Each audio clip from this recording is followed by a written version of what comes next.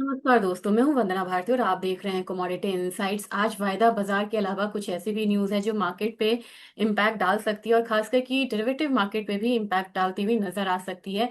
खासकर कि अगर देखा जाए तो सिल्वर के इंपोर्ट की बात यहाँ पे मैं कर रही हूँ और काफ़ी सारे रिस्ट्रिक्शंस जो हैं वो लगाए जा रहे हैं और फॉरेक्स एक बहुत बड़ा कंसर्न सरकार के लिए बनता हुआ नजर आ रहा है, जबकि हम लोगों को अभी यहाँ पे इस वॉर का कोई एंड आता हुआ नहीं दिख रहा है।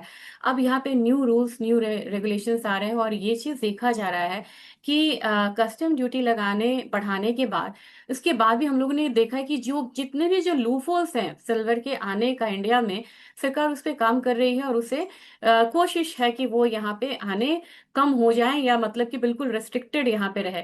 तो कैसे कैसे पॉलिसी शिफ्ट हुआ है, इस पे बात करेंगे और साथ में बात करेंगे कि अल्टीमेटली इन सब चीजों का असर क्या पड़ेगा हमारी मार्केट पे।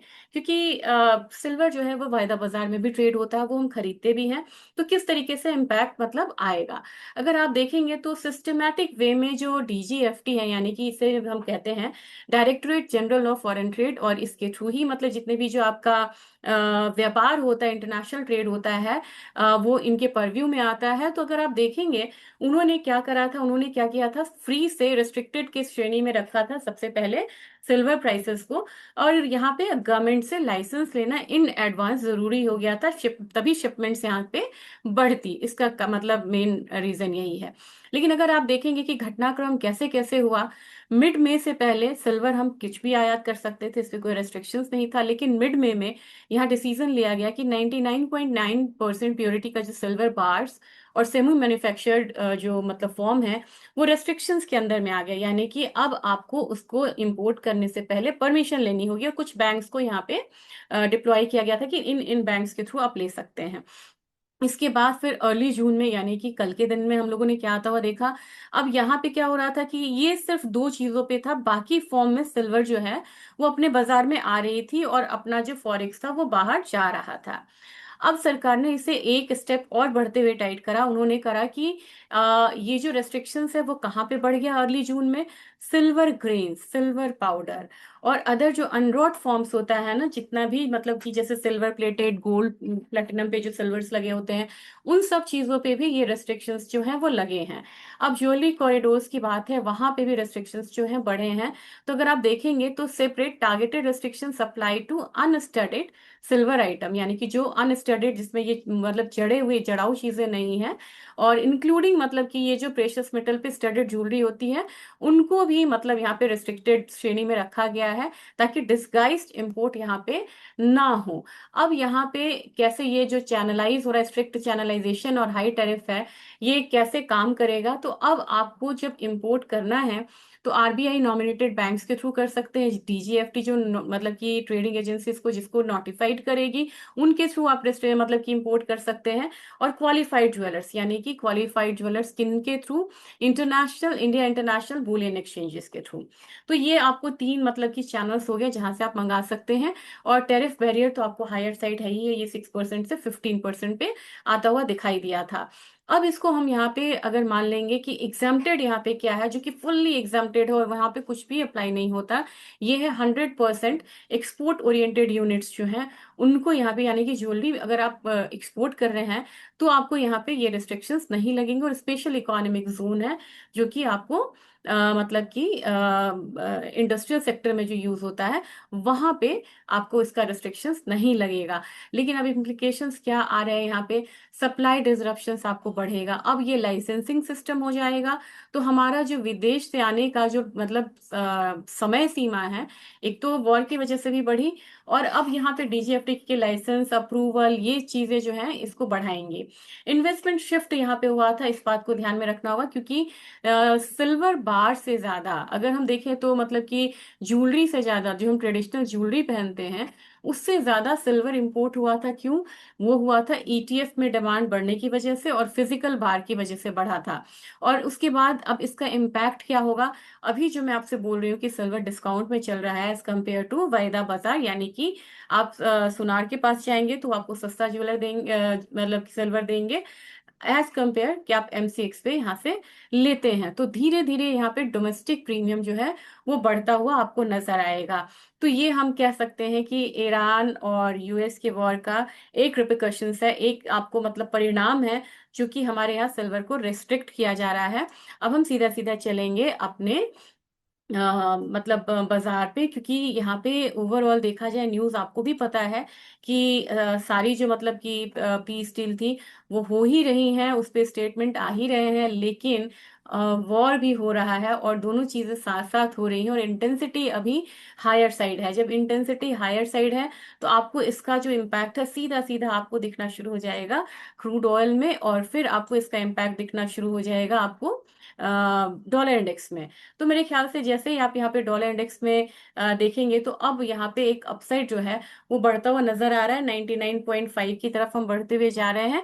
और जब आप गोल्ड देखेंगे, सीधे सीधे गोल्ड की ही बात करते हैं, तो नीचे की तरफ एक मूवमेंट आ रही है और 4460 तक मुझे लग रहा है कि प्राइसेस नीचे की तरफ जाएगा। और इस रीजन से बार बार हम लोग देख रहे हैं कि रिवर्सल आता है।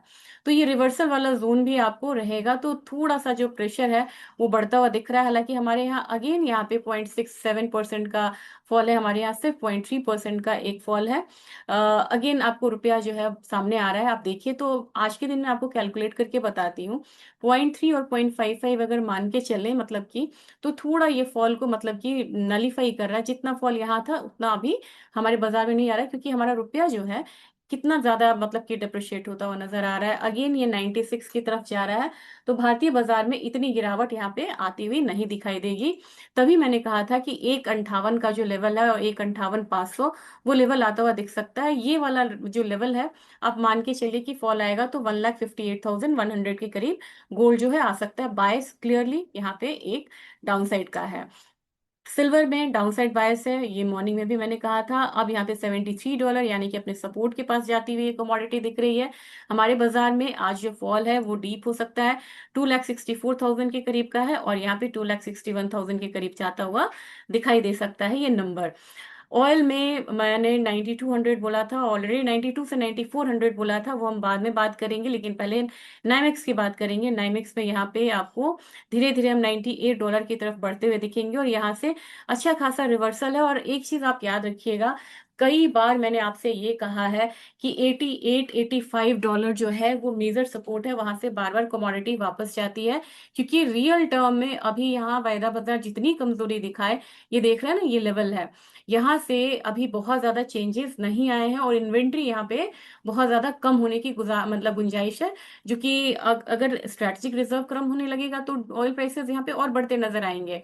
तो अब जैसे जैसे वॉर खिंच रहा है वैसे वैसे इन्वेंट्री पे प्रेशर बढ़ता हुआ दिख रहा है, और यहाँ से रियल वे में अब प्राइस का जो है वो अपसाइड लेगा। तो $98 मुझे लग रहा है ऑयल, और 9170 तो ऑलरेडी आ चुका है। नेक्स्ट आपको 9263 के करीब एमसीएक्स आएगा, और वहीं पे मुझे लग रहा है कि अगर आपकी बाइंग है तो आपको निकलना भी एक बारी चाहिए। नेचुरल गैस में भले यहाँ पे थोड़ा सा कमजोरी का संकेत हो, $3.1 के करीब जाती हुई ये कमोडिटी दिखाई दे सकती है, लेकिन हमारे यहाँ अगेन रुपया का फैक्टर है, बहुत ज्यादा डाउनसाइड तो नहीं दिख रहा है, लेकिन अपसाइड भी यहाँ पे बहुत ज्यादा नहीं है। आप लोग एनजी में काफी लोगों ने ट्रेड करा हुआ था, मेरे ख्याल से 300 यहाँ के फिलहाल फिलहाल एक यहाँ पे सपोर्ट इमीडिएट बनता हुआ दिख रहा है, उसके बाद 297 है, और अपसाइड आपको 308 तक आता हुआ दिख सकता है। तो फिलहाल रेंज में है, 304 से ऊपर आए तभी यहाँ पे बाइंग बनती हुई नजर आएगी।